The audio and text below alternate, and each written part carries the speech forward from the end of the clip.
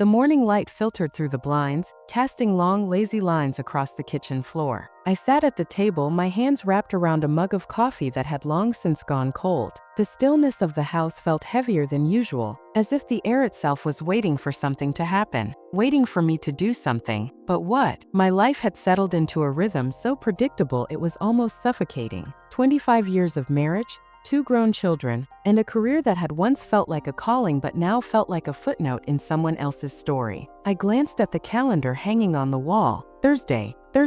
It should have been just another day, but lately every day felt like a question I didn't have the answer to. I thought about my husband, Mark, already at work, probably absorbed in some spreadsheet or meeting. Our conversations these days were reduced to logistics, bills, errands, the occasional polite inquiry about each other's day. There was no spark, no connection, just existence. The sound of the doorbell startled me, pulling me out of my thoughts. I wasn't expecting anyone. Who could it be? I set the mug down and made my way to the front door, my curiosity piqued. When I opened it, I was greeted by a young man, maybe in his late 20s, with a mop of sandy blonde hair and a cocky grin that seemed to light up his entire face. "Hi," he said, his voice casual, almost playful. "I'm Logan. I think I'm in the wrong place." I raised an eyebrow, unsure of what to make of him. "Wrong place for what?" He shrugged, his grin widening. "You tell me. I was supposed to be at 27 Maple Street, but I'm pretty sure this is 27 Oak." I couldn't help but laugh, a sound that felt foreign even to me. "You're definitely in the wrong place. Maple is 2 blocks over."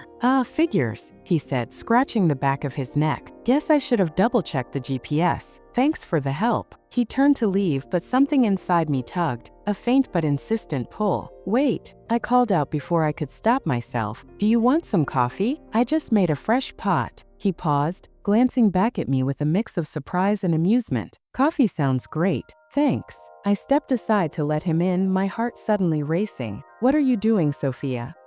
But I pushed the thought aside, focusing instead on the sound of his footsteps echoing in the hallway. We sat at the kitchen table, the silence between us oddly comfortable. I poured him a cup of coffee, watching as he wrapped his hands around the mug, his fingers long and slender. There was something about the way he carried himself, so effortlessly confident, that intrigued me. "So, Sophia," he said, his voice breaking the silence, "what do you do?" I hesitated, unsure of how to answer. "I write, or I used to anyway. Now it's more like editing other people's work." He nodded, his eyes meeting mine. "That's cool. Writing's hard. I tried it once, kept a journal for a week before I gave up. Turns out I'm better at talking." I laughed again, the sound more genuine this time. "Talking's not so bad. Sometimes it's easier than writing." He leaned back in his chair, his grin returning. "Agreed. So what about you? What do you do when you're not editing other people's work?" I shrugged, feeling a pang of longing I hadn't expected. "Not much, really. The usual: gardening, reading, the occasional book club meeting." "Sounds relaxing," he said, his tone teasing but not unkind. I smiled, though it felt bittersweet. "It is, but sometimes I wonder if maybe I've been too relaxed, too complacent." He tilted his head, studying me in a way that made me feel both exposed and seen. "Complacency's overrated. Life's too short to play it safe all the time." His words hit me like a jolt, stirring something deep inside me. Life's too short. I thought about the years I'd spent following the script, doing what was expected of me. But what did I want? What did I need? "Maybe you're right," I said, my voice soft, almost a whisper. He leaned forward, his eyes locking onto mine. "I usually am."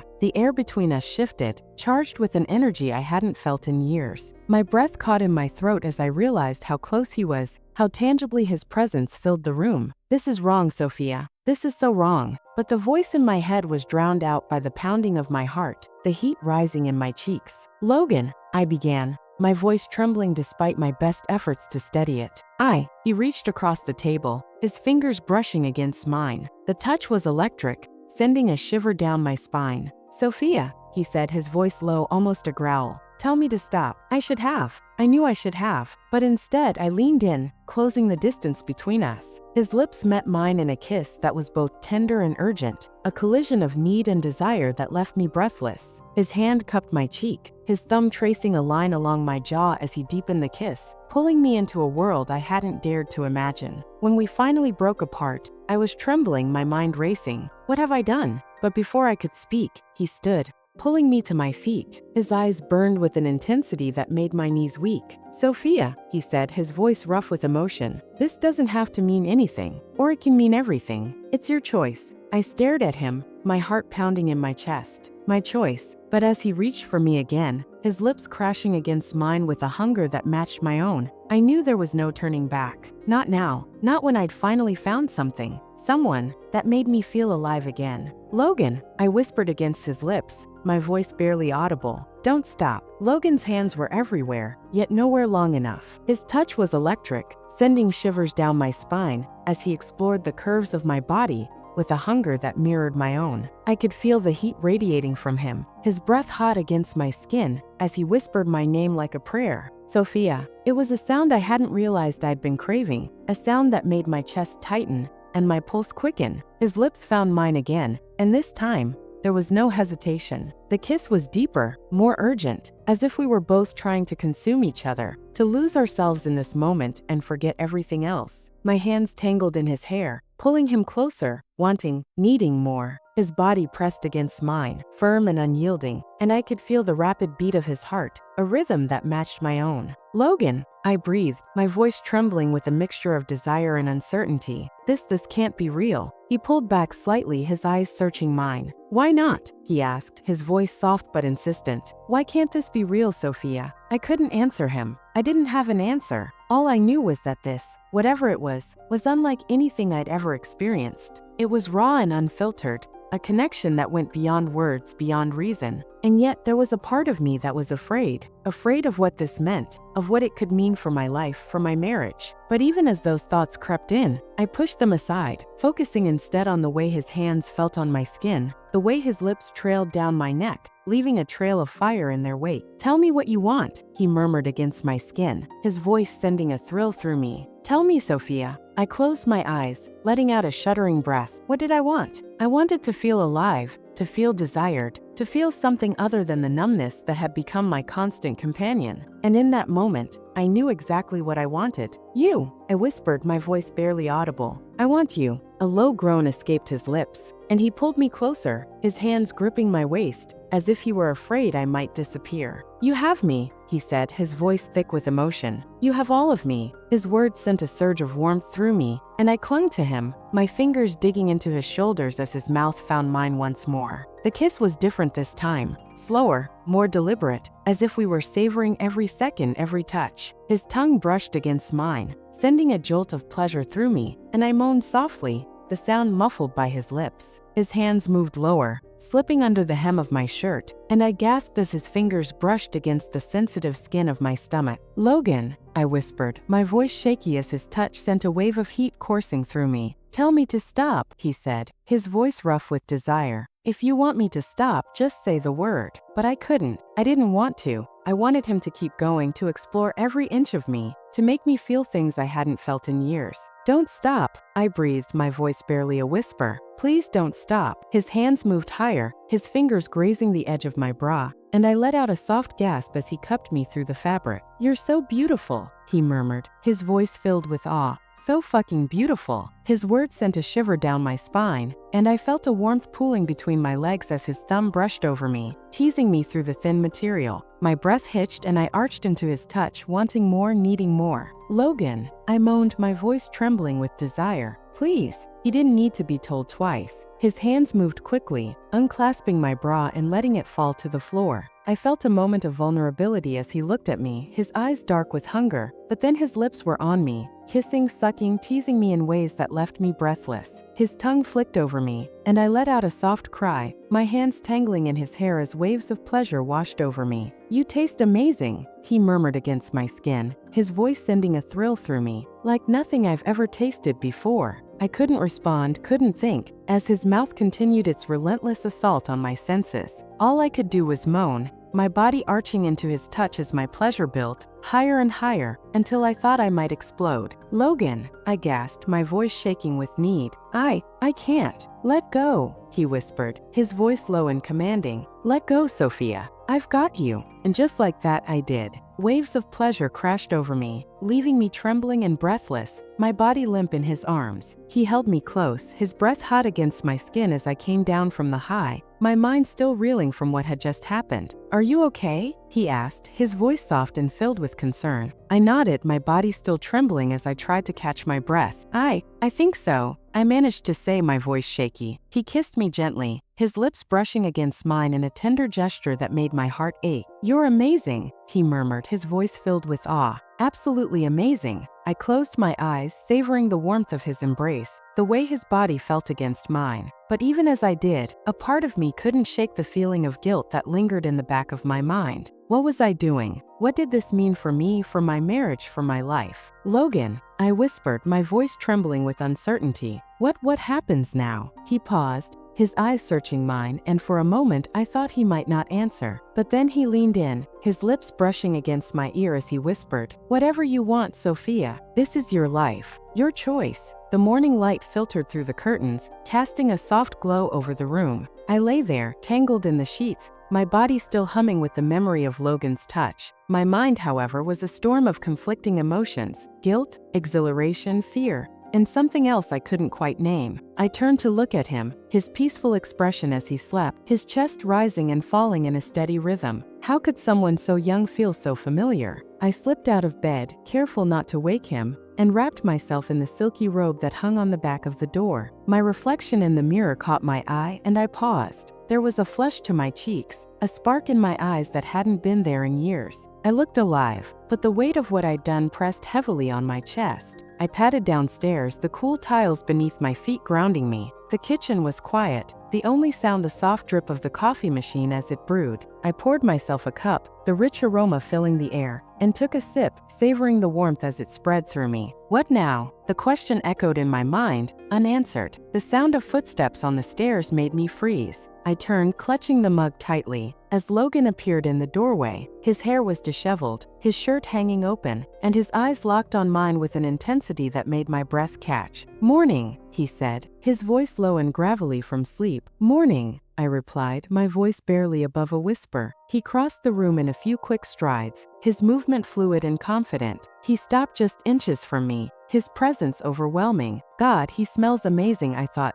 inhaling the scent of him, clean, masculine, and undeniably enticing. "You okay?" he asked, his eyes searching mine with a concern that felt genuine. I nodded, though the words stuck in my throat. Was I okay? I wasn't sure. He reached out, his fingers brushing against my cheek, sending a shiver down my spine. "Last night was incredible," he said softly. "But I need to know, are you okay with this?" I closed my eyes, leaning into his touch. Was I? It was the question I couldn't answer, the one that haunted me. "I don't know," I admitted, my voice trembling. "I feel everything: guilt, desire, fear, excitement. I don't know what this means or where it's going, but I can't deny that being with you makes me feel alive in a way I haven't in years." He took the mug from my hands and set it aside, his gaze never leaving mine. "Sophia, you don't have to have all the answers right now. This is about you, what you want, what you need. I'm not here to complicate your life. I'm here because I see something in you, something beautiful and untapped, and I want to help you rediscover it." His words hit me like a wave, washing over me, leaving me breathless. Could it really be that simple? Could I let go of the guilt, the fear, and just be in this moment with him? "Logan," I whispered, my voice cracking. "What if I'm making a mistake? What if I'm throwing everything away for something that's just fleeting?" He cupped my face in his hands, his touch gentle but firm. "Life isn't about playing it safe, Sophia. It's about taking risks, about following your heart. You've spent so long living for others, being what they needed you to be. Isn't it time you lived for yourself?" His words struck a chord deep within me, resonating with a truth I'd been too afraid to confront. He's right, I realized. I've been living half a life, trapped in a role that no longer fits. I looked up at him, my heart pounding in my chest. "I'm scared," I admitted. He smiled, a soft, reassuring smile that made my insides melt. "So am I,"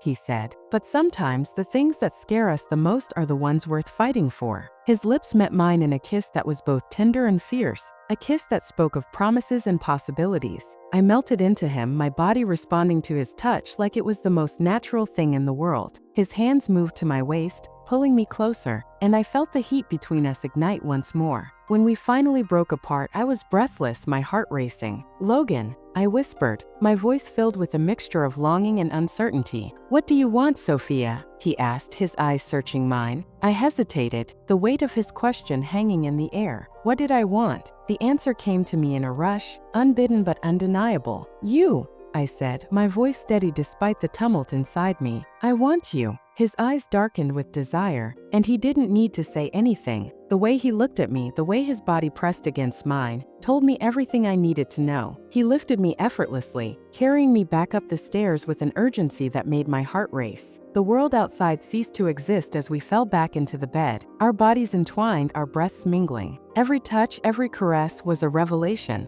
a rediscovery of something I thought I'd lost. This, I realized, is what it means to feel alive. But even as I lost myself in him, a small part of me couldn't help but wonder, what would happen when the morning came, and the reality of my life came crashing back in? The warmth of Logan's hands against my skin sent shivers down my spine, each touch igniting something deep within me that I had long forgotten. His fingers traced the curve of my waist, his lips still devouring mine with a hunger that left me breathless. I could feel my heart pounding in my chest, a rhythm that matched his, as if our bodies were synchronized in a dance only we understood. Sophia, he murmured against my lips, his voice low and rough with desire. Tell me what you want. I wanted so much more than I could put into words. The weight of his gaze pinned me, his blue eyes searching mine with an intensity that made my stomach twist. I could feel the heat of him, the way his body pressed against mine, and it was intoxicating. I hesitated, the words catching in my throat. How could I explain the storm of emotions swirling inside me? The guilt, the desire, the fear. It all collided, leaving me speechless. Logan didn't need words. He seemed to understand me in a way no one else ever had. His hands moved lower, sliding under the fabric of my skirt, and I gasped as his fingers brushed against the sensitive skin of my thigh. His touch was electric, sending waves of pleasure coursing through me, and I found myself arching into him, my body betraying the turmoil in my mind. Let go, he whispered, his voice a soft command. Just let go, Sophia. You deserve this. His words were like a key, unlocking something deep within me. I had spent so many years holding back, burying my desires beneath layers of duty and routine. But Logan, he made me feel alive in a way I hadn't felt in decades. I nodded, unable to speak, and he took it as permission. His hands moved with a precision that left me breathless, each touch deliberate, each caress designed to unravel me. I felt myself surrendering to him, my body responding to his in ways I hadn't thought possible. The room seemed to dissolve around us, leaving only the two of us, tangled together on the edge of something I couldn't quite name. His lips found mine again, his kiss deepening as his hands continued their exploration. I could feel the heat building inside me, a pressure that threatened to consume me whole. Logan, I breathed, my voice trembling. I don't know if I can. He pulled back slightly, his eyes locking onto mine. You can. Trust me. There was something in his gaze, something raw and unfiltered, that made me believe him. And in that moment I did. I trusted him completely. His hands moved again, and I felt myself being lifted, my legs wrapping around his waist as he carried me across the room. He laid me down gently on the bed, his body hovering over mine, and I could feel the weight of him, the heat of him, and it was overwhelming. Sophia, he said, his voice soft but laced with desire. You're beautiful. The words reached deep inside me, touching a part of myself I had long ignored. I felt tears prick at the corners of my eyes, but I blinked them away, not wanting to break the spell of the moment. His hands moved to the buttons of my blouse, undoing them one by one with a slowness that was maddening. I could feel the cool air against my skin as he pushed the fabric aside, his eyes roaming over me with a hunger that made my breath catch. Logan, I whispered, my voice barely audible. He didn't respond with words. Instead, he leaned down, his lips brushing against the curve of my neck, his breath warm against my skin. I felt my body arching into him, my hands tangling in his hair as he continued his exploration. The sensation was overwhelming, his touch everywhere at once, and I felt myself losing control. My mind was a whirlwind of emotions, guilt, desire, fear, but they all faded into the background as Logan's hands and lips worked their magic. I could feel the tension building inside me, a pressure that threatened to burst, and I knew I was close to the edge. My breath came in short gasps, my body trembling with the effort to hold on, but Logan's relentless attention was too much. "Let go," he whispered again, his voice a gentle command, and I did. The wave of pleasure that crashed over me was unlike anything I had ever experienced. It was as if every nerve in my body was on fire, every muscle tightening as I surrendered to the sensation. I felt myself crying out, my voice lost in the haze of the moment, as Logan held me close, his arms strong and steady. When the wave finally receded, leaving me trembling and breathless, I collapsed against him, my body spent but my mind still racing. I could feel his heart pounding in his chest, a rhythm that matched mine, and I clung to him, not wanting to let go. For a long moment we stayed like that, wrapped in each other's arms, the silence between us heavy with unspoken words. I could feel the weight of what had just happened hanging in the air, but I couldn't bring myself to regret it. "Sophia," Logan said finally, his voice soft. "Are you okay?" I nodded, unable to speak, and he pulled back slightly, his eyes searching mine. There was a tenderness in his gaze that made my heart ache, and I felt tears welling up in my eyes again. "I'm sorry," I whispered, the words slipping out before I could stop them. "Don't be," he said, his voice firm. "You have nothing to be sorry for." I wanted to believe him, but the guilt was still there, lurking in the corners of my mind. I had crossed a line, one I wasn't sure I could come back from, but at the same time I couldn't bring myself to regret it. Logan leaned down, pressing a gentle kiss to my forehead, and I felt myself relax against him, the tension in my body easing slightly. "We'll figure this out," he said, his voice soft but confident. "Together." I nodded, though I wasn't sure I believed him. The future felt uncertain, a murky haze of possibilities that I couldn't quite grasp. But in that moment I didn't care. All I cared about was the warmth of Logan's body against mine, the way he made me feel alive in a way I hadn't felt in years. We stayed like that for what felt like hours, wrapped in each other's arms, the world outside forgotten. I could feel the weight of my actions pressing down on me, but I pushed it aside, focusing on the moment, on the way Logan's hands moved over my skin, the way his breath felt against my neck. "Sophia," he whispered, his voice soft but urgent. "Look at me." I turned my head, my eyes meeting his, and I felt my breath catch at the intensity in his gaze. "I need you to understand something," he said, his voice firm but gentle. "This isn't just about physical pleasure for me.